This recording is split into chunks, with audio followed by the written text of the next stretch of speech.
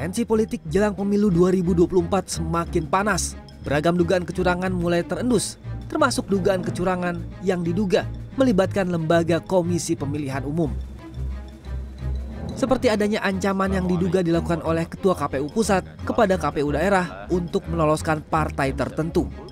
Dugaan kecurangan juga dilakukan dengan memanipulasi hasil verifikasi parpol yang mengakibatkan Partai Umat sempat tidak lolos menjadi peserta pemilu 2024.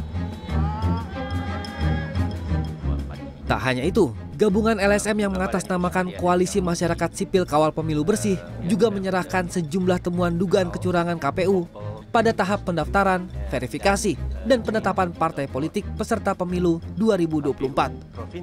Mereka membeberkan bukti saat diundang rapat dengan pendapat umum atau RDPU dengan Komisi 2 DPR RI pada 11 Januari lalu. Dalam RDPU tersebut ada 4 dokumen dugaan kecurangan yang dilakukan oleh KPU. Pertama, dokumen yang menunjukkan perubahan data keanggotaan Sipol yang awalnya berstatus tidak memenuhi syarat menjadi memenuhi syarat. Kedua, tangkapan layar percakapan yang diklaim terjadi antara Ketua KPU Hasyim Asyari dengan seorang anggota KPU Provinsi terkait permohonan bantuan untuk Partai Gelora yang belum memenuhi syarat.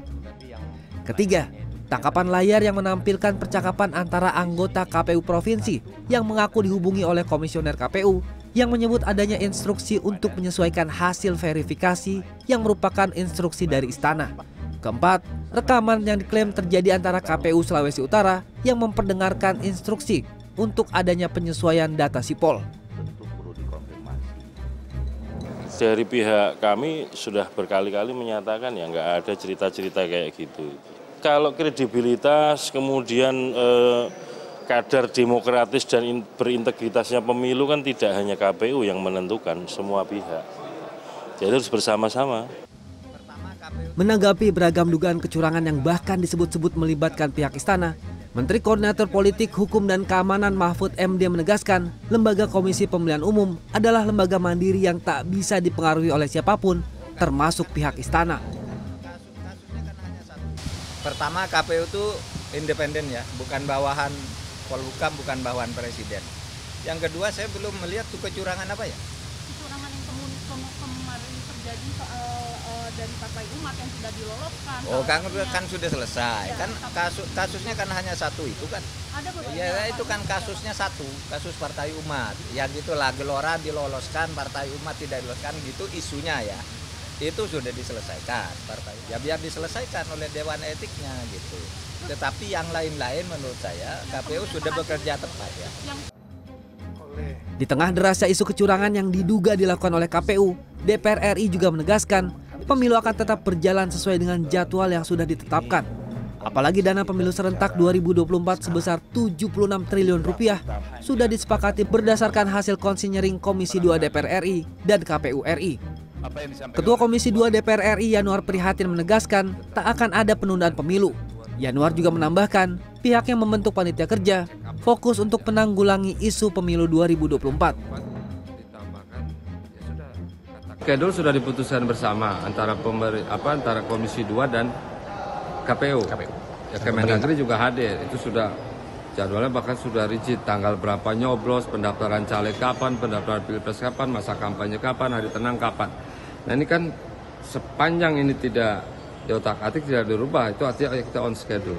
Pemilu tetap berlangsung pada 2024. Bahwa dalam proses ini ada hambatan-hambatan, ada riak-riak, atau ada mungkin pelanggaran-pelanggaran dan seterusnya, ya mekanisme penyelesaiannya diserahkan saja kepada yang berwenang untuk urusan itu. Kalau soal terkait dengan penyelenggara ada di KPP, ya dari KPP yang... Bawaslu RI juga memastikan proses pemilu 2024 berjalan sesuai dengan tahapan. Jika ada dugaan indikasi pelanggaran dan kecurangan yang diduga dilakukan oleh pihak tertentu, maka harus dibuktikan dengan bukti yang valid dan dapat dipertanggungjawabkan. Jika terbukti, maka sebuah kecurangan dalam proses pemilu dapat dipidana. Insya Allah pemilu masih berjalan sesuai dengan tahapan yang ada. Jika terjadi dugaan itu kan pelanggaran terjadi, kalau kecurangan kan harus dibuktikan dalam proses pidana di depan. Itu juga harus kita cegah bersama jika ada hal-hal indikasi demikian. Saya kira concern masyarakat terhadap ini sangat baik sekali dan ini harus ditanggapi juga oleh Dewan Kehormatan Penyelenggara Pemilu, dan juga Bawaslu pada saat ini sedang memikirkan untuk kemudian apakah dilakukan penelusuran awal ataupun temuan. Karena jika temuan harus masuk kategori pidana, ketika kategori pidana maka harus juga alat bukti disampaikan, alat bukti yang kemudian bisa dipertanggungjawabkan sehingga kemudian bisa masuk pada penyidikan lebih lanjut. Di sisi lain, pakar tata negara Universitas Andalas Ferry Amsari menegaskan beragam kontroversi pemilu dipastikan tidak memiliki potensi penundaan. Ferry juga menegaskan tidak ada istilah penundaan pemilu, baik di Undang-Undang Dasar maupun di Undang-Undang Pemilu. Ya, akan ada alat ukur ya, apakah sebuah pemilu bisa dilaksanakan sesuai dengan azas-azasnya, termasuk memastikan proses penyelenggaraannya itu kredibel atau tidak. Alat ukurnya itu sudah ada semua di dalam undang-undang, ya. Misalnya di Undang-Undang Dasar saja sudah ada azasnya ya, langsung umum, bebas, rahasia, jujur dan adil plus 5 tahun sekali. Ini juga azas ini sebenarnya, tapi orang seringkali tidak menyebutkan. Jadi kredibilitasnya juga memastikan dia berlangsung 5 tahun sekali tanpa ada upaya untuk menundanya.